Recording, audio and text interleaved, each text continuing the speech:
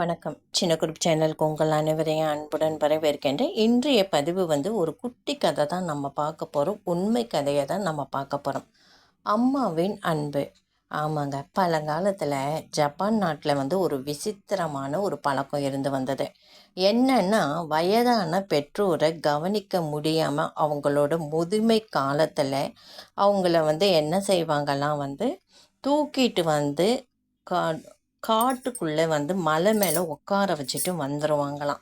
அதுக்கப்புறம் அவங்கள போய் பார்க்கவே மாட்டாங்களாம்.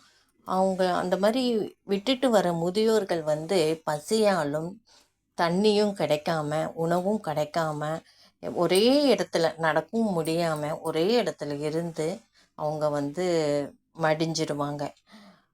இது அந்த ஜப்பான் நாட்டில் 300 காலத்தில் நடந்துட்டு வந்தது அந்த ஒரு விசித்திரமான இந்த பழக்கம். நாளடைவில் தான் அது மாறிடுது. அது எதனால் மாறிடுதுன்றதை இன்றைய பதிவில் நம்ம பார்க்க போகிறோம். ஒரு மகன் தன்னோட தாய் வயோதி ஆயிட்டாங்க, அவங்களால நடக்க முடியலை, அவங்கள நம்மளால் பராமரிக்க முடியலை, அவங்கள இனி வச்சு பிரயோஜனம் இல்லை என்று தீர்மானிக்கிறான். அவன் அதை ஜப்பான் நாட்டில் அந்த தாய் முதியோரை தோளில் சுமந்து கொண்டு அவங்க காட்டுக்குள்ளே கொண்டு போய் மலை மேலே உட்கார வைக்கிறதுக்காக அவங்க அம்மாவை சுமந்துட்டு போகிறான் காட்டுக்குள்ளே.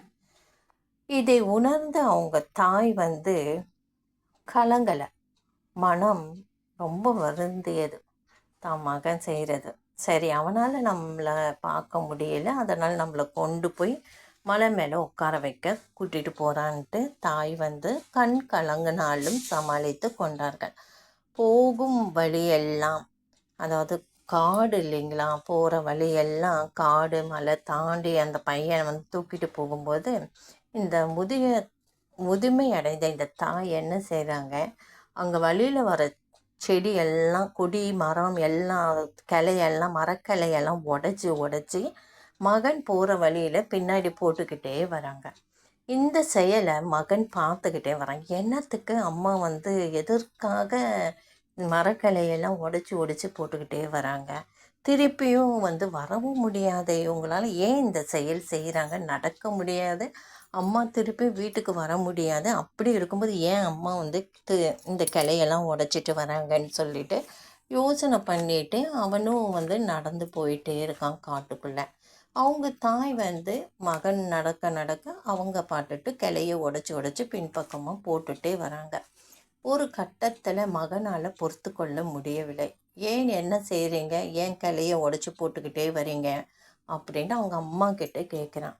உடனே அந்த தாய், ஒன்றுமில்லையப்பா, நீ என்னை விட்டுட்டு வந்துடுவேன், பொழுது சாஞ்சிரும், உன்னால் வரும் வழியில் சரியான இடம் தெரியாது, இந்த அடர்ந்த காட்டில் நீ மறுபடியும் வீடு போய் சேரணும் இல்லையப்பா, நான் அந்த குச்சியெல்லாம் நான் உடச்சி போட்டுட்டேன், நீ இந்த காட்டுக்குள்ளே வரும்போது அந்த குச்சிகள் எல்லாம் உனக்கு வழி காமிக்கும், அந்த குச்சி இருக்கிற இடமா பார்த்து நீ நீ போக வேண்டிய இடத்துக்கு போயிடுவப்பா, அதனால தான் நான் அந்த மாதிரி உடச்சி போட்டுட்டு வரேன் அப்படின்னு சொல்லிட்டு சொல்கிறாங்க.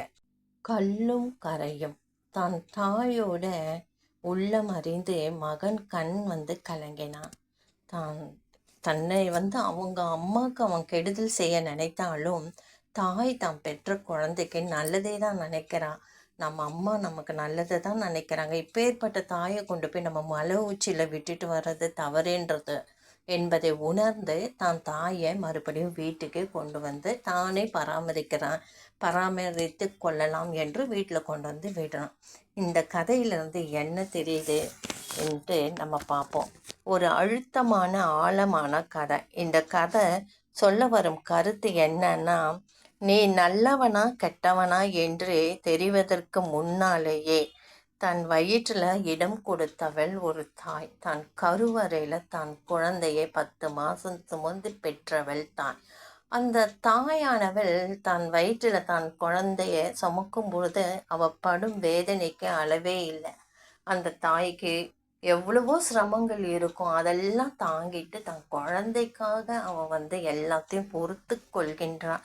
தான் குழந்தை தான் வயிற்றுல வளருது, இந்த உலகத்தில் தான் குழந்தை வரப்போகுது என்ற ஆசைகள் எல்லாம் வளர்த்து எப்படி எல்லாமே மனக்கணக்கு பண்ணி அந்த தாய் வந்து உங்களை பத்திரமா பாதுகாத்து பராமரித்து ஒரு குழந்தையே பெற்றெடுப்பாள். உன் தாய் எத்தனை ஜென்மம் சம்பாதித்தாலும் நீ இருந்த வீட்டுக்கு வாடகை கொடுக்க முடியாது. கருவறையில் நீ இருக்கும் பொழுது வாடகை எத்தனை ஜென்மம் நீ இருந்தாலும் எவ்வளோ கோடி சம்பாதிச்சாலும் அந்த கருவறையில் இருந்ததுக்கு வாடகை உன்னால் கொடுக்க முடியாது. எத்தனையோ கஷ்டங்கள், நஷ்டங்கள், துன்பங்கள், துயரங்கள், எவ்வளவோ அவமானங்கள், அசிங்கெல்லாம் பார்த்து ஒன்றுமே தெரியாதது போல சிரித்த முகமாக உன்னை எப்படியெல்லாம் பேணி பாதுகாத்து இருப்பான் அந்த தாய். தன்னுக்காக வாழாமல் தன் குழந்தைக்காக, தன் குடும்பத்துக்காக அந்த தாய் எப்படியெல்லாம் வந்து கஷ்டப்பட்டு இருப்பாள். உனக்காக, உன் நன்மைக்காக, நீ நல்லா இருக்கணும்ன்ட்டு எத்தனையோ அவள் இழந்திருப்பாள். இதையெல்லாம் உணரணும்.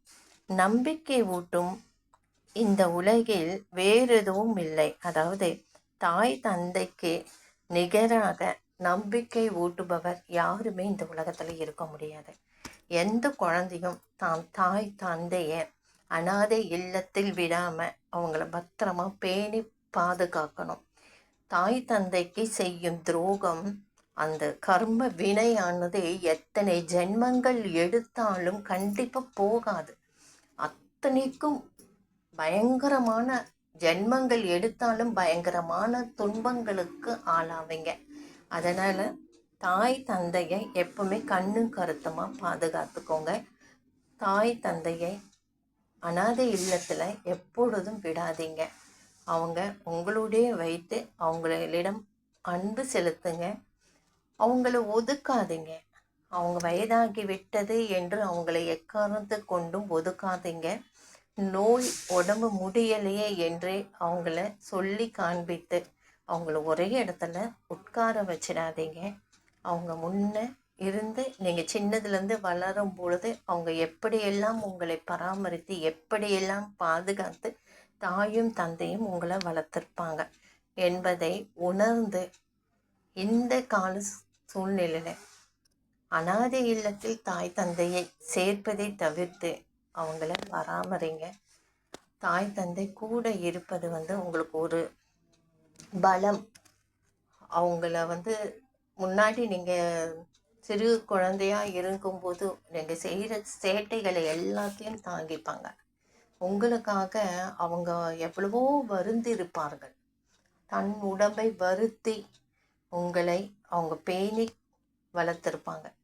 தாயாகட்டும் சரி, தந்தையாகட்டும் சரி, அவங்கள நீங்கள் நல்லா பாதுகாத்து அவங்கள பார்த்துக்கிறது ஒவ்வொரு மகன் மகளோட கடமை என்பதை தான் இந்த கதையின் நமக்கு வந்து தெளிவு பிறக்கின்றது. நிச்சயமாக இந்த கதை கேட்டால் மனசு வந்து ஒரு ஆழமான அழுத்தத்தை உணர்வீங்கன்னு நான் நினைக்கிறேன். இந்த பதிவு வந்து ஒரு விழிப்புணர்வு பதிவு தான். இந்த பதிவு பிடிச்சிருந்தால் லைக் பண்ணுங்கள், ஷேர் பண்ணுங்கள், சப்ஸ்கிரைப் பண்ணுங்கள், கமெண்ட் பண்ணுங்கள். அடுத்த ஒரு பதிவு இதை விட சிறப்பான ஒரு பதிவை பார்க்கலாம். நன்றி.